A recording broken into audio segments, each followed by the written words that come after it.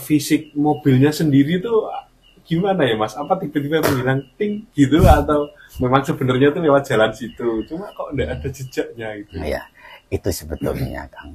Hmm. Itu emang ada jalan nyata. Ya jalan mobil. Memang Fisiknya ada. Ya. Oh.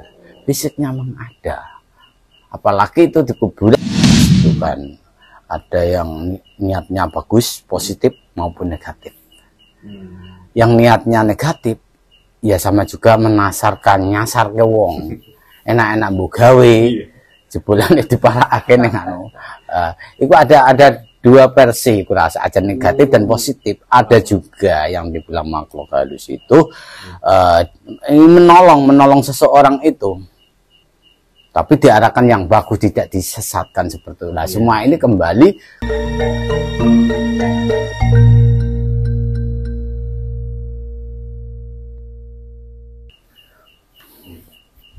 Mas Mansur. ya. Ini itu ada berita heboh.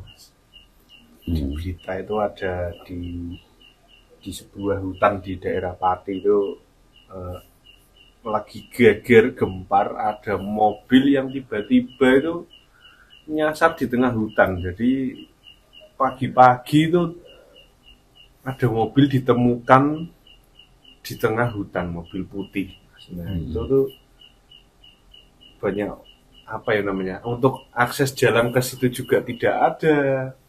Jalannya itu sawah, kebun gitu tuh. Pokoknya kalau di logika itu masuk ke situ tuh enggak, mobil itu enggak mungkin.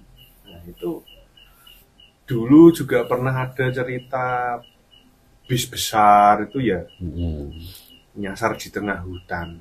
Tiba-tiba itu malam sedang perjalanan, tiba-tiba waktu bangun itu tiba-tiba itu kok ada di tengah hutan dan pokoknya enggak ada jalannya. Tapi kenapa bisa di situ? Itu kenapa Mas? Memang ada, itu memangkah apa ya, portal gaib atau memang si supir ini kayak dibuat tidur terus dituntun ke sini gitu apa gimana ya? Soalnya banyak yang ya cuma menebak-nebak gitu loh. Emang gini ya Mas ya. Ya itu emang kalau dipikir secara akal emang nggak ketemu ya itu emang dibilang portal gaib bisa jadi. Karena apa? Yang namanya alam di bawah sadar ya aku rasa itu. Jadi itu emang banyak kejadian, bahkan kemarin-kemarin juga itu ada mobil masuk ke tengah kuburan. Bahkan apa tenger atau patok pun tidak ada perubahan sama kali ambro atau gimana kan gitu. Nah itu emang itu dia itu waktu nyupir juga itu ada sosok atau seorang perempuan atau siapa seperti manusia biasa ini ya. Nah, itu diajak ke rumahnya atau dia tuh kayak nggak sadar terus dimasukkan tiba-tiba kayak proyek atau kayak rumah biasa tiba-tiba masuk ke tengah kubur ya. Bahkan yang jenengan tanya tadi masuk ke hutan itu emang nyata bagi saya. Kenyataan dan saya pun pernah menjalani tapi saya pakai motor gitu. Pakai motor ya, dulu juga saya diboncengi ya. Boncengi saya itu diajak. Ya aku rasa itu dia itu kan bonceng, niatnya itu menolong. Saya niatnya kan menolong. Ternyata setelah itu tak kira kampung, ternyata kuburan. Nah, seperti itu juga. Itu jenengan sadar memang ke situ tuh loh, kok kuburan? Memang lihatnya kampung? Waktu itu sadar tidak sadar saya alami itu sih emang kampung lumrah ramai kayak ada lampu-lampunya. Tapi setelah itu saya kaget juga sih setelah dia jalan pergi tiba-tiba ternyata di situ kuburan. Cuma saya tidak masuk, cuma saya di sebelahnya. Belum masuk ke kubur, nah, seperti itu. Itu kan dari segi fisik itu kan tetap melewati jalur ya Mas. Kalau misalkan mobil kok bisa sampai ke tengah hutan, untuk fisik mobilnya sendiri tuh gimana ya Mas? Apa tiba-tiba menghilang ting gitu atau memang sebenarnya itu lewat jalan situ? Cuma kok enggak ada jejaknya gitu. Ya, itu sebetulnya Kang. Itu emang ada jalan nyata. Ya jalan mobil. Memang fisiknya ada. Ya. Fisiknya memang ada. Apalagi itu di kuburan, bahkan di laut pun ada juga seperti jalan raya. Tapi tiba-tiba laut seperti itu loh. Kalau di laut itu semacam pasang surut seperti itu ya? Enggak, ya jalan raya.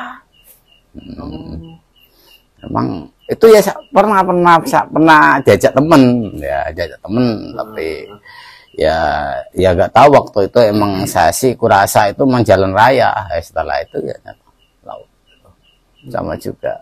Oh, gini berarti ada di waktu tertentu yang bahwa si jalan fisik ini nampak terus dilewati terus habis itu menghilang gitu Mas, jalannya apa gimana? Ya emang kalau ada petunjuk misalnya misalnya ada petunjuk disuruh ke sana misalnya, walaupun itu lautan ya emang ada jalan kelihatan nyata. Tapi kalau orang-orang misalnya Pak supir itu kan dia tuh kan nggak sengaja juga sih, niatnya juga baik bekerja kan. Nah itu kan karena alam di bawah sadar ini mencari sosok manusia, katakanlah apa ya, agak lalai ya, apa namanya, kosong. Nah di waktu kekosongan ini dia itu dia itu katanya ya minta tolong suruh nganterin atau gimana, atau dia itu ada guncangan apa dalam hal apa, masalah gangguan mental atau ekonomi, itu banyak dimanfaatkan di dunia seperti itu. Maksudnya di dunia apa ya, nggak dibilang apa ya Kang ya, dunia gaib. Nah itu kalau kita itu amati secara psikologi itu kan gimana ya, nggak ketemu juga sih ya? Nggak ketemu, susah. Tapi kalau dilihat dari mata batin emang ada jalan. Nah itu sebenarnya tujuan dari kita bilang si makhluk aja ya, si makhluk ini menyasarkan manusia ke tempat itu sebenarnya tujuannya apa sih Mas? Memang mengganggu atau memang si orang ini dapat pitutur harus ke situ? Apakah itu sebuah petunjuk atau memang itu keisengan? Emang tujuan itu kan ada yang dibilang makhluk halus itu kan ada yang niatnya bagus, positif maupun negatif. Yang niatnya negatif ya sama juga nyasar ke wong.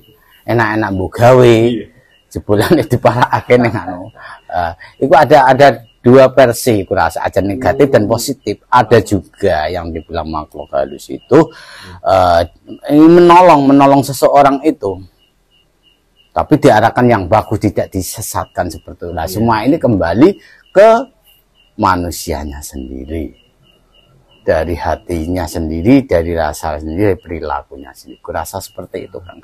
Kalau kita itu tetap ada dibilang iman kita itu atau tawakal kita, atau dalam arti rasa kita dengan ketuhanan kita dan keyakinan sepenuhnya, kurasa tidak ada gangguan seperti itu, tidak disesatkan, tapi malah ditolong yang lebih baik di situ. Berarti lebih bagus lagi ketika kita hendak bepergian atau bekerja itu berdoa, minta perlindungan, dan jangan sampai kosong ya Mas. Betul lah, emang di situ Kang. Karena air itu tetap arahnya, ini bebasan ya, bebasan air itu dia mengalir ingin tempat yang meledok apa ya, tetap merendah. Sama juga ini manusia. Jadi pola akal kita itu kalau belum ada apa namanya itu rasa ketuhanan kita dengan sepenuhnya, tetap ada hambatan dan gangguan hal-hal seperti itu.